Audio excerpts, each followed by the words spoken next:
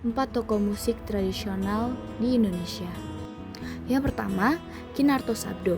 Kinarto Sabdo lahir pada tanggal 25 Agustus 1925 dan wafat pada 7 Oktober 1985 pada umurnya yang ke-60. Semarang adalah seorang seniman musik dan dalang wayang kulit legendaris dari Klaten, Jawa Tengah, Indonesia. Salah satu dalang ternama saat ini yaitu Ki Mantep Sudarsono mengakui bahwa Kinarto Sabdo adalah dalang wayang kulit terbaik yang pernah dimiliki Indonesia dan belum tergantikan sampai saat ini. Kisah dari Kinarto Sabdo.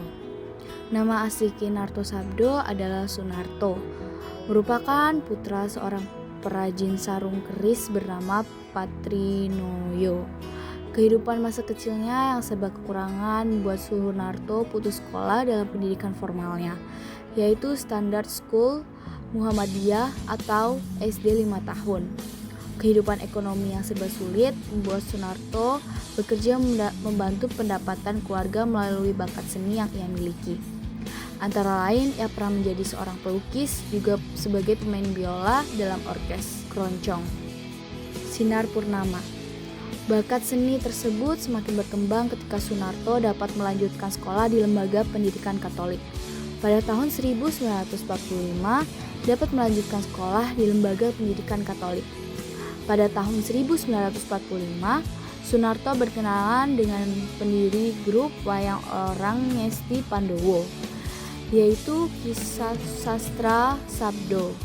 Sejak itu, ia mulai mengenal dunia perdalangan, di mana Ki Sastra Sabdo sebagai gurunya, bahkan karena jasa-jasanya membuat banyak kreasi baru bagi grup tersebut.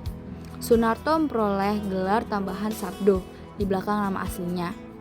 Gelar itu diterimanya pada tahun 1948. Sehingga sejak itu namanya berubah menjadi Narto Sabdo. Gambang Suling menjadi salah satu lagu ciptaannya. Dan yang kedua ada Nahum Situmorang. Nahum Situmorang dikenal sebagai Guru Nahum Situmorang, adalah seorang musisi sekaligus komponis Batak.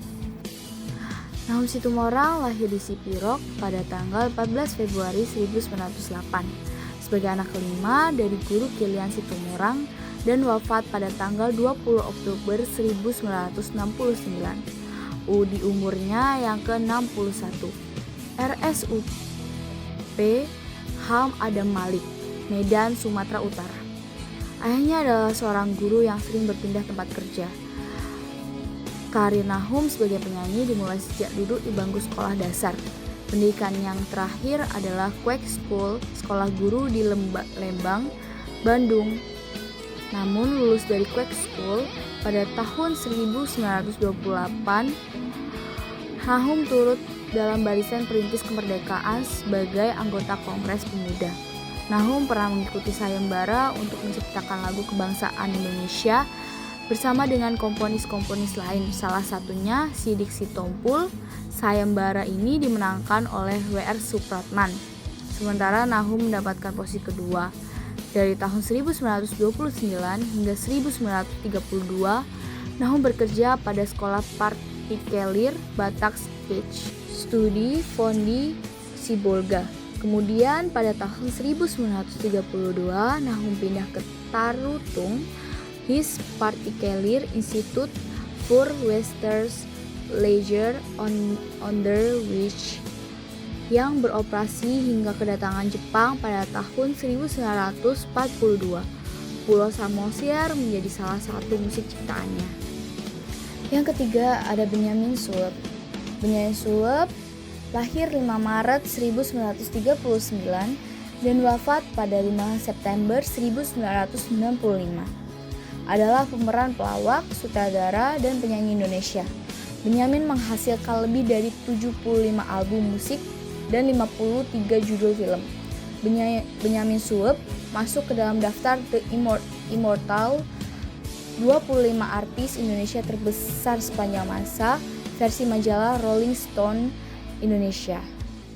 Benyamin lahir pada 5 Maret 1939 di Kemayoran. Batavia dan meninggal pada 5 September 1995 pada umurnya yang ke-56. Jakarta, Indonesia. Orang tua Benyamin adalah Sub dan Aisyah. Nama asli ayahnya adalah Sukirman, tetapi berganti nama menjadi Sub sejak tinggal di Batavia. Saat umurnya 2 tahun, ayah Benyamin meninggal. Sewaktu kecil bersama 7 kakak-kakaknya, Benyamin sempat membuat orkes kaleng. Benyamin mulai sekolah dasar, dulu disebut sekolah rakyat, Bendungan Jago sejak umur 7 tahun. Kesuksesan dalam dunia musik diawali dengan bergabungnya Benyamin dengan satu grup Naga Mustika, grup yang berdomisili di sekitar Cangkreng. Inilah yang kemudian mengantarkan nama Benyamin sebagai salah satu penyanyi terkenal di Indonesia. Selain Benyamin, kelompok musik ini juga merekrut Ida Royani untuk menduet dengan Benyamin. Dalam perkembangannya, duet Benyamin dan Ida Royani menjadi duet penyanyi paling populer pada zamannya di Indonesia. Bahkan lagu-lagu yang mereka bawakan menjadi tenar dan meraih kesuksesan besar. Sampai-sampai Lilis Suryani, salah satu penyanyi yang terkenal saat itu, tersaingi. Ondel-ondel merupakan salah satu musik ciptaannya. Dan yang terakhir ada Melky Goeslaw. Melky Jens Goeslaw lahir pada 7 Mei 1947 dan meninggal pada 20 Desember 2006, adalah seorang penyanyi berkebangsaan Indonesia. Melky memulai karir musik pada tahun 1964 ketika ia membentuk sebagai pemain gitar, melodi, dan pimpinan dalam band Oktanada. Kemudian ia bergabung sebagai pemain bass dengan band Nada Anda dan band Buana, dan juga melakukan tour dengan Bob Tutu Poli dan menyanyikan lagu-lagu rock di berbagai klub malam selama awal tahun 1970-an. Selama periode ini ia rajin berpartisipasi dalam festival lagu. Melky pernah menjadi salah satu penyanyi terbaik yang dimiliki Indonesia.